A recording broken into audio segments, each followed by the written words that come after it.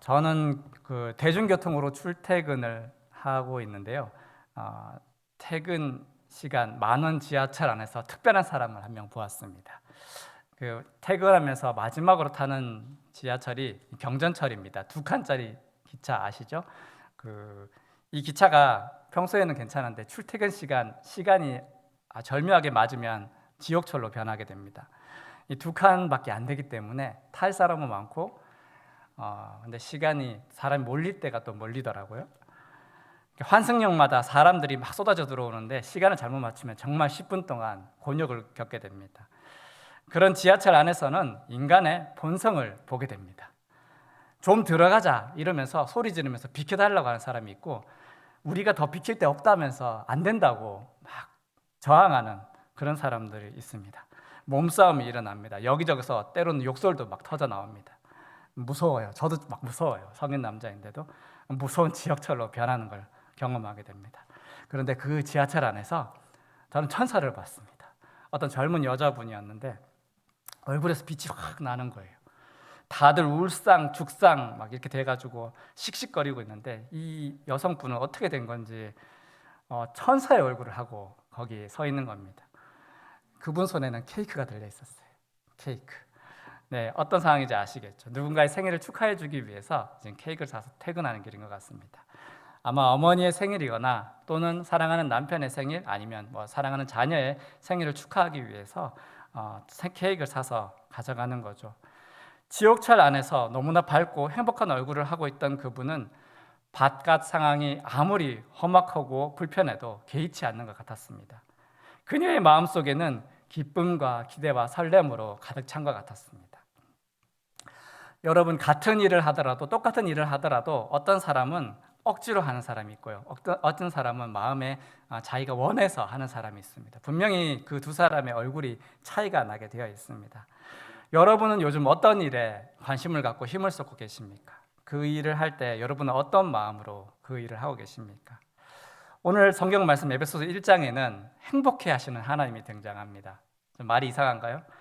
하나님이 얼마나 행복해 하시는지, 얼마나 행복해 하시면서 우리를 구원하시는지 사도 바울의 목소리를 통해서 들을 수 있다라는 것입니다. 우리를 영원한 멸망에서 구원해 주시는 것이 하나님께는 얼마나 소중하고 또 기쁜 일이 되는지를 우리가 말씀을 통해 발견할 수 있다라는 것입니다. 오늘 이 말씀을 들으시고 또 한 주간 묵상해 보시면서 하나님의 기쁨이 얼마나 큰지 느끼고 또 감사하시는 그런 한 주간 보내실 수 있기를 축복합니다. 오늘 이 에베소서는 우리가 잘 알고 있듯이 옥중서신이고 특별한 상황이나 문제에 대한 언급은 없습니다. 고린도전서처럼 막 이렇게 교회의 문제를 갖고 해결하기 위한 편지는 아니고요.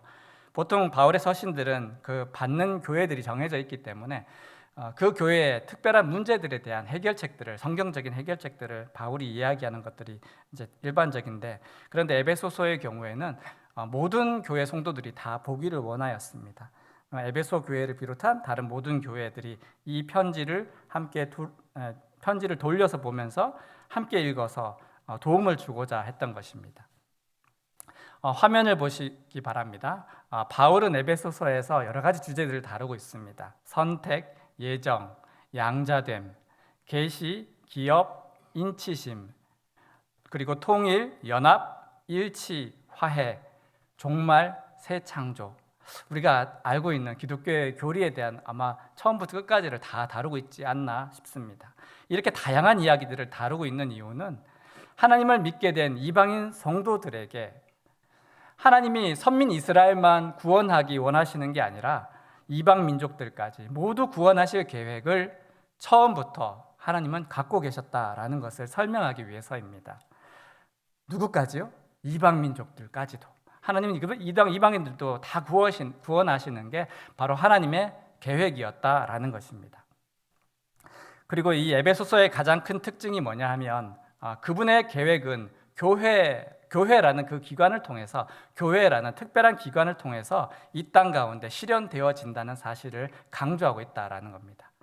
그렇기 때문에 이 에베소서는 초대교회뿐 아니라 지금의 우리 교회, 이 땅에 존재하는 모든 교회의 소중함을 이야기하는 특별한 책이다라고 말씀드릴 수 있습니다.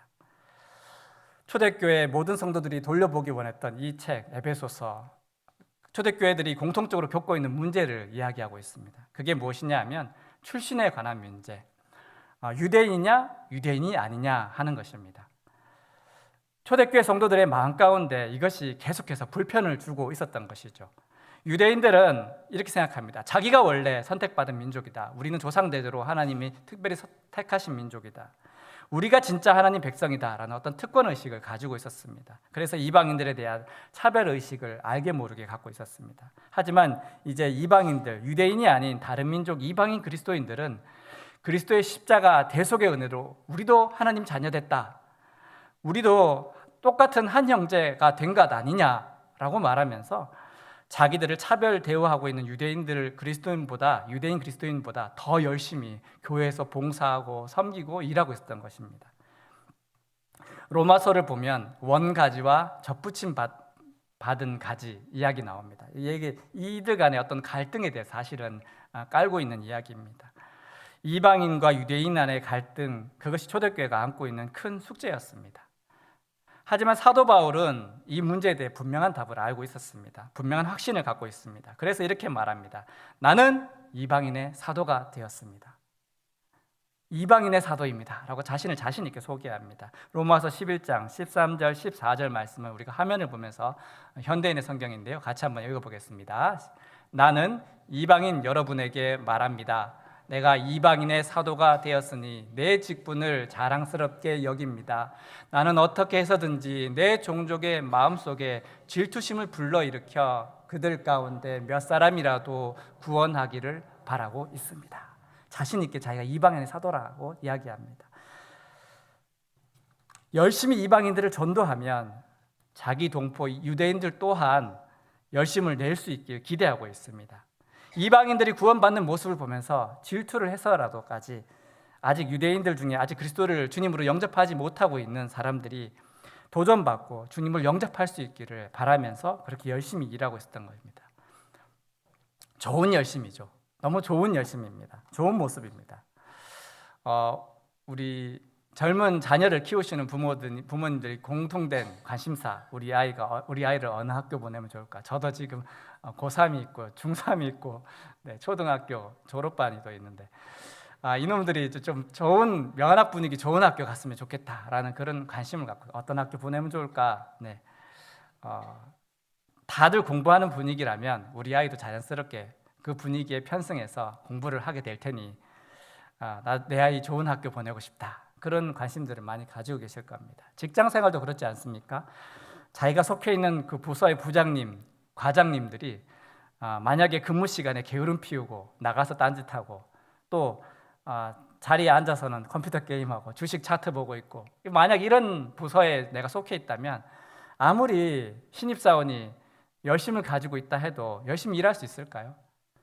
제 아무리 꿈이 크고 열정적인 사람이라 해도 그 분위기를 거스르면서 열심히 하기는 쉽지 않을 것입니다. 바울은 그렇지 않았습니다. 바울의 열심은 우리가 알고 있듯이 자기가 할 수 있는 최선으로, 아니죠, 사실은 생명을 걸고 복음을 전하고 있었습니다. 이방인들에게 복음을 전합니다. 왜? 유대인들이 자극 좀 받으라고, 유대인들도 좀 보고서 도전을 받으면 좋겠다라는 생각으로 더 많은 유대인들, 자기 동포들이 예수님 믿게 되기를 바라면서 그렇게 열심으로 복음을 전하고 있었던 것입니다.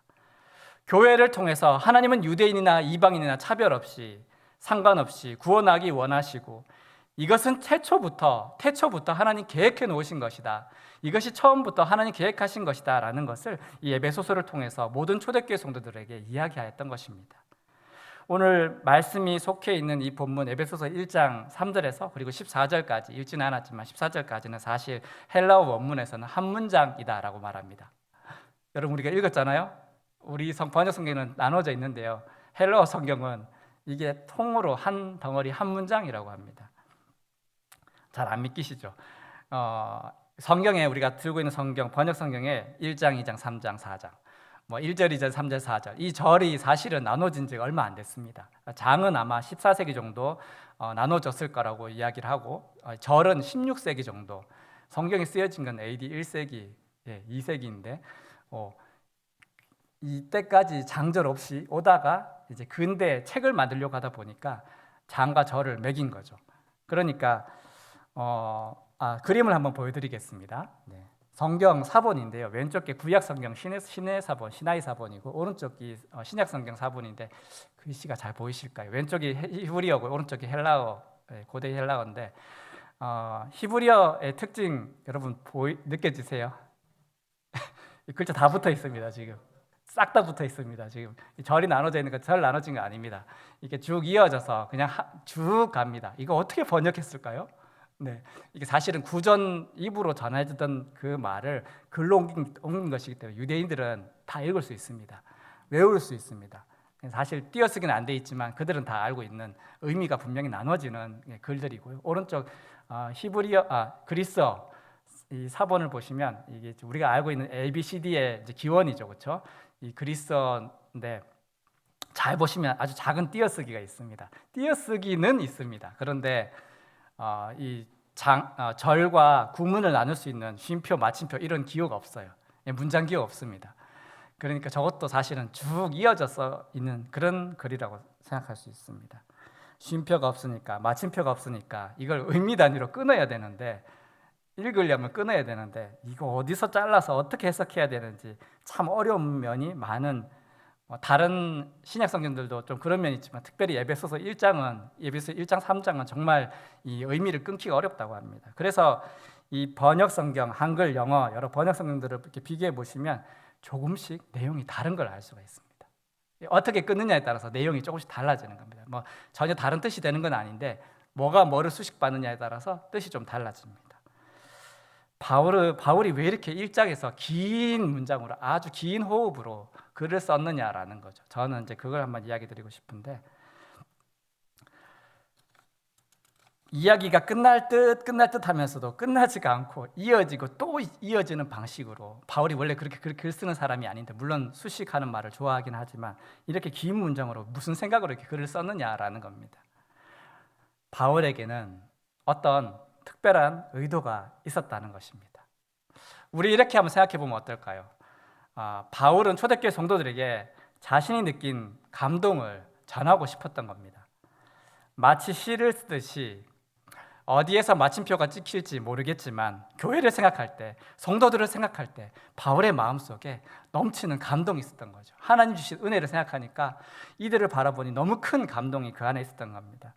감동이 복받쳐 올라서 하려던 말을 끝내지 못하고 그 뜨거운 마음으로 생각가는 대로 그냥 쭉 풀어서 써버린 것입니다.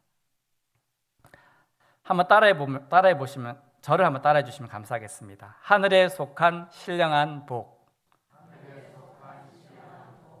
한 번 더 할까요? 하늘에 속한 신령한 복. 바울이 에베소서 1장에서 이야기하고 있는 주 내용은 하늘에 속한 신령한 복입니다.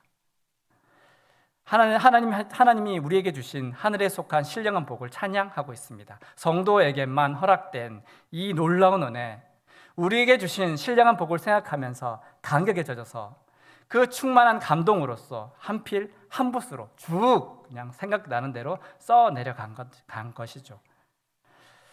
바울은 설명하기 위해서, 해석을 위해서 이 글을 쓴 게 아닙니다. 마음에 솟아나는 찬양을 글로 그냥 적어본 겁니다. 그렇기 때문에 우리도 일반적인 글을 분석하는 방식으로 이 본문을 보아서는 안 된다라는 것입니다.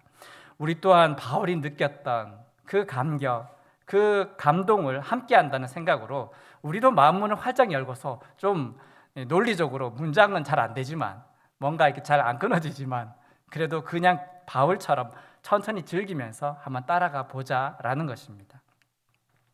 여기 시가 있습니다. 시라고 생각합시다. 특별한 감사를 말로 표현하기 어려워서 생각가는 대로 시를 썼습니다. 그런데 그 글을 무슨 논설문 보듯이 신문 사설 보듯이 자르고 따지고 분석하면서 틀린 것 없나, 트집 잡을 것 없나 그렇게 읽지 말자라는 거죠. 한번 읽어볼까요? 1장 3절 한번 우리 같이 한번 읽어보겠습니다. 시작. 찬송하리로다. 하나님 곧 우리 주 예수 그리스도의 아버지께서 그리스도 안에서 하늘에 속한 모든 신령한 복을 우리에게 주시되. 아멘. 찬송하리로다. 화면 부탁드립니다. 3절의 시작 찬송하리로다 이렇게 시작하고, 그리고 12절 끝, 이게 사실 14절까지긴 한데 동사가 12절에 나오기 때문에 12절의 끝을 보면 그의 영광에 찬송이 되게 하려 하심이라. 지금 바울의 마음이 무엇입니까? 하나님을 찬송합시다. Blessed be the Lord. 하나님을 찬송합시다. 그 하나의 감정으로 이 긴 문장을 써 내려간 것이죠. 바울은 왜 주님을 찬송하자고 초청하고 있습니까? 성부 하나님께서 우리에게 하늘에 속한 모든 신령한 복을 우리에게 주셨기 때문입니다. 신령한 복, 이 땅에서는 도무지 얻을 수 없는 하늘에 속한 영원하고도 완전한 복, 그 고귀한 복을 우리에게 주셨기 때문에 자신은 찬양하지 않을 수 없다라는 고백입니다. 여러분, 이 충만한 기쁨을 여러분의 생활 가운데 누리고 살아가고 계십니까? 그 간격 속에 여러분 살아가고 있습니까? 바울이 느꼈던 그 감동을 우리는 누리고 있습니까? 오늘 공교롭게도 지난주 사실 제가 설교 차례였는데 이제 이번 주 설교를 미리 준비해 놓았는데 오전에 오늘 주일 설교 내용을 들으니까 목사님께서 바울이 받은 은혜, 바울이 들은 은혜에 대해서 말씀하시더라고요. 그런데 오늘 저 오후의 설교 내용은 바울이 우리에게 전하는 은혜를 이야기하고 있습니다. 우리도 그 목소리를 들을 수 있으면 좋겠습니다. 바울은 그렇게 살았습니다. 바울은 어떻게 살았습니까? 복음 전하는 일을 고생으로 생각하지 않았습니다. 온갖 박해와 고난을 당하면서도 복음 전하는 일을 포기하지 않았던 것, 세상 끝까지 복음 전하는 것을 자신의 소망을 품고서 몸부림쳤던 것은 그의 마음속에 이 복음의 감격이 충만했기 때문입니다. 그는 이 복을 알았습니다. 그래서 그 기쁨으로 충만했던 것입니다. 마치 서론에 말씀드린 것처럼 퇴근길에 생일 케이크 하나 들고 퇴근하고 있던 그 여성분처럼, 밖은 아비규환이지만 그녀의 마음속은 천국 같은 그 기쁨을 누렸던, 세상에서 가장 행복한 사람인 것처럼 지하철을 타고 있었던 여성처럼 말입니다. 바울은 이 복이 디아 예수스 그리스도 안에서 또는 그리스도를 통하여 우리에게 주어졌다라고 말하고 있습니다. 예수님이 없었다면 우리는 이 신령한 하늘의 복을 받지 못했을 것입니다. 주님의 대속의 은혜가 없이 우리는 절대 이 놀라운 복을 받지 못할 사람들이었다라는 것입니다. 제가 오늘 정말 드리고 싶은 말씀은 하나님께서 우리를 향해 어떤 마음을 갖고서 구원하기 원하셨냐라는 겁니다. 하나님의 마음은 어떠셨느냐? 그것이 왜 우리에게 복이 되느냐라는 겁니다. 본문 4절 5절 말씀도 우리 같이 한번 성경을 보시면서 읽겠습니다. 곧 창세 전에 그리스도 안에서 우리를 택하사 우리로 사랑 안에서 그 앞에 거룩하고 흠이 없게 하시려고 그 기쁘신 뜻대로 우리를 예정하사 예수 그리스도로 말미암아 자기의 아들들이 되게 하셨으니. 아멘. 우리에게 주신 복이 무엇입니까? 하나님께서 우리를 창세전에 택하셨다라는 것입니다. 당신의 아들, 딸을 삼으시려고, 가슴에 한번 손을 올려볼까요? 나를 아들 삼으시려고, 나를 딸을 삼으시려고. 이미 우리를 창세전에 우리를 구원하실 계획을 갖고 계셨다라는 말씀입니다. 여기에는 일체 우리의 공로가 포함되어 있지 않습니다. 들어갈 여지가 없습니다. 우리가 우리의 구원을 위해 기여한 것이 아무것도 없다라는 것입니다. 그저 아버지께서 나를 사랑하셔서 그렇게 계획해 놓으신 것이다라는 것입니다. 존 칼뱅은 이 본문을 예정이라는 말로 설명합니다. 예정. 우리는 그 뜻을 완전히 이해하기 어렵지만 분명한 사실, 하나님이 정해 놓으셨다는 것. 주님은 구원받을 자들을 미리 아셨고 미리 정하시고 부르셨고 그들을 또한 어렵다 하시고 영화로운 존재로 변화시킬 계획까지 다 가지고 계셨다라는 것입니다. 로마서 8장 29절에서 30절 말씀을 우리 화면을 보시면서 같이 읽겠습니다. 하나님이 미리 아신 자들을 또한 그 아들의 형상을 본받게 하기 위하여 미리 정하셨으니 이는 그로 많은 형제 중에서 맏아들이 되게 하려 하심이니라. 30절 또 미리 아신 자들을 또 미리 정하신 그들을 또한 부르시고 부르신 그들을 또한 의롭다 하시고 의롭다 하신 그들을 또한 영화롭게 하셨느니라. 아멘. 장세전에 세상을 이미 짓기 전부터 저와 여러분을 선택하셨습니다. 할렐루야. 이 하나님의 선택에 우리의 노력, 우리의 자격이 있습니까? 우리의 열심? 전혀 들어갈 여지가 없습니다.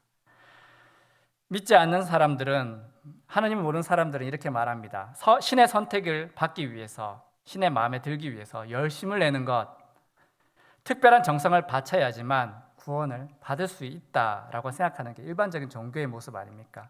하나님을 모르는 불신자들이 흔히 말합니다. 세상에서 선하게, 많이 선하게 살아야 됩니다. 선하게 살아야지 좋은 것 간다, 좋은 곳을 갈 수 있다. 어떤 종교든지 간에, 또는 잘 믿으면 되는 거 아니냐, 무슨 종교든 잘 믿으면 되는 거 아니냐, 열심히 믿으면 되는 거 아니냐라고 이야기합니다. 맞습니까? 우리가 착하게 살면 얼마나 착하게 살 수 있어요? 얼마나, 어느 정도 기준에 맞아야 우리가 천국 갈 수 있을까요? 종교적으로 얼마나 열심히 봉사해야지 구원을 받을 수 있을까요? 그런데 하나님의 구원은 그런 게 아니었습니다. 우리의 노력, 열심, 그것은 우리의 구원과 전혀 상관없다라는 겁니다. 하나님은 우리의 모습, 있는 그대로를 사랑하셨고, 그래서 우리를 있는 그대로 우리를 받아주시고 선택하셨습니다. 우리가 아무것도 할 수 없었던, 우리가 도무지 무엇이든 할 여지가 없는 그 창세 전에 이미 우리를 선택하시고 구원하시기로 예정해 놓으셨다라는 것입니다. 그래서 저는 이 오늘 말씀 속에 5절 말씀, 이 구절이 마음에 갑니다. 그 기쁘신 뜻대로, 그 기쁘신 뜻대로. 공동번역 성경인데요, 우리 한번 같이 한번 화면을 보고 읽겠습니다. 하나님께서는 예수 그리스도를 통하여 우리를 당신의 자녀로 삼으시기로 미리 정하신 것입니다. 이것은 하나님께서 뜻하시고 기뻐하시는 일이었습니다. 좀 어역이 되어 있는데, 우리를 구원하시는 것, 미리 정해놓으신 것이 하나님께는 기쁨이었고 하나님이 뜻하신 것, 그것이 바로 하나님 뜻하신 것이었다라고 말씀하고 있습니다. 하나님 우리를 택하신 것, 이것이 하나님 뜻이었고 그것이 하나님의 기뻐하시는 일이었다라고 말씀하고 있습니다. 그 기쁘신 뜻대로 우리가 하나님의 자녀로 살아가는 것은 하나님의 일방적인 선택 덕분입니다. 그렇지만 그것은 하나님께 기쁜 일이었다라는 것입니다. 저와 여러분이 하나님을 알게 된 것, 하나님 믿게 된 것은 그것이 바로 하나님의 기쁨이었다라는 것입니다. 여러분 이해가 되세요? 우리 자체가 하나님의 기쁨이래요. 여러분 한 분 한 분이 하나님의 기쁨이래요. 그냥 여러분을 구원하시는 게 좋아서 그냥 택하셨다는 거예요. 나를 구원해 주시는 게 억지로 하나님이 마지못해 할 수 없이 해놓은 것이 아니라 너무 좋으셔서 구원해 주고 싶으셔서 이 놀라운 일을 태초부터 계획해 놓으셨다라는 것입니다. 하나님이 기뻐하시다는 하나님이 기뻐하셨다는 사실을 생각할 때 바울의 마음도 기쁨으로 가득 차게 되었던 것이죠. 그래서 바울은 우리 또한 그 기쁨을, 초대교회 성도들 또한 그 기쁨을 함께 느끼면서 바울과 함께 이 은혜의 영광의 찬송을 하나님께 드리면 좋겠다라고, 하나님을 같이 찬양하자라고 초청하고 있는 것입니다. 주님께 올려드리자, 같이 주님을 찬양하자. 명절날 저는 이번 연휴가 좀 길어서 부모님 댁에 아주 오랜만에 갔다 왔습니다. 여러분도 고향 방문하시고 또 자녀들의 방문을 받으셨을 텐데, 부모님이 항상 갈 때마다 느끼는 거지만 제가 막 매주 가면 그렇게 안 하실 텐데 몇 달 만에 가니까 더 좋으셔가지고 무엇 하나 더 싸줄 것 없나, 여기저기 막 집에 있는 거 없는 거 다 찾으시더라고요. 네, 엄청나게 많이 받아 들고 왔습니다. 처가댁에 가서 이만큼 받아오고 차가 가득 차도록, 우리 부모님 댁에 가서 차에 가득 차도록 또 선물 받아서 들고 왔습니다. 다 못 먹을 것 같은데 일단은 받아왔습니다. 왜 이렇게 많이 바리바리 싸주실까요? 네, 사랑하니까. 아이고, 아닐 겁니다. 네, 내 자식이기 때문에 그냥 좋아서 싸주신 겁니다. 하나님의 마음도 그렇지 않았을까 싶습니다. 주는 게 기쁨이었습니다. 주고 싶어 했던 부모님의 마음처럼, 물론 인간의 마음을 하나님 마음에 다 빗댈 수 없겠지만 하나님은 우리에게 가장 좋은 것을 우리에게 주기 원하셨고, 그것이 바로 우리의 구원하는 것. 그래서 그 태초의 선택이 바로 넘치는 하나님의 감사와 하나님의 기쁨으로써 우리를 택하셨다라는 것입니다. 이것을 생각할 때, 이것을 우리가 알게 되었을 때 우리 안 기쁠 수 있을까요? 우리 기뻐하지 않을 수 있을까요? 그렇습니다. 성도에게는 기쁨이 있습니다. 이 기쁨은 우리가 하나님 자녀가 되었음을 나타내는 중요한 징표가 됩니다. 또 오늘 본문에게 7절 이후로 보면 또 알 수 있는 하나님 선택을 받은 자에게 주어지는 특별한 은혜가 또 한 가지 있습니다. 7절 고백하고 있듯이 그리스도의 보혈의 은혜로 그리스도 안에서 그리스도를 통하여 죄의 사함을 받았다라는 것입니다. 하나님 자녀가 되었다라는 것은 더 이상 우리가 죄의 노예로 살아가지 않는다라는 겁니다. 우리는 더 이상 죄인이 아닙니다. 더 이상 죄의 올무에 매여 있지 않습니다. 우리는 예수님의 십자가 보혈로 그리스도를 통하여 완전한 자유를 얻게 된 것입니다. 아무 공로 없이 하나님 자녀가 됐을 뿐 아니라 이제 우리 더 이상 죄로 인해서 고통당하지 않고 억눌려 살아가지 않아도 된다라는 겁니다. 완전한 자유를 누리게 되었다라는 것입니다. 이 두 가지가 바로 하나님 우리에게 주시는 구원의 특별함입니다. 우리 한번 화면을 보시면서 따라해 주시면 감사하겠습니다. 나는 아무 자격 없지만 같이 읽겠습니다. 하나님의 자녀로 선택받았습니다. 나는 더 이상 죄인이 아닙니다. 자유인입니다. 아멘. 이 분명한 사실, 내가 하나님 선택받았고 내가 더 이상 죄에 얽매여 살아가지 않는다라는 것, 이 분명한 사실 때문에 우리는 내적으로는 믿음의 견고함을 가질 수 있습니다. 그리고 외적으로는 형제된 다른 성도들에 대하여서 사랑하는 그런 마음으로 살아갈 수 있게 되었다라는 것입니다. 사도 바울이 신약 성경에 즐겨 사용하는 말, 그리스도 안에서, 그리스도를 통하여, 이 말 오늘 본문에서는 창세전에 우리를 구원하기로 하나님 계획하셨는데 그리스도 안에서 우리를, 이 죄인을 구속하여 양자되게 하셨다라는 것입니다. 왜 그렇게 하나님 선택하셨을까?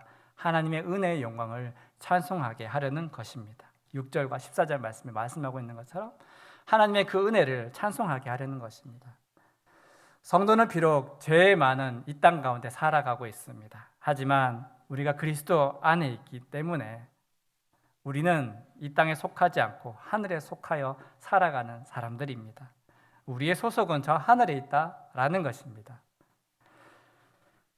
우리는 그렇게 주의 은혜를 찬양하기 위하여 선택을 받았습니다. 바울은 그것을 양자됨에 비유하여서 이야기합니다.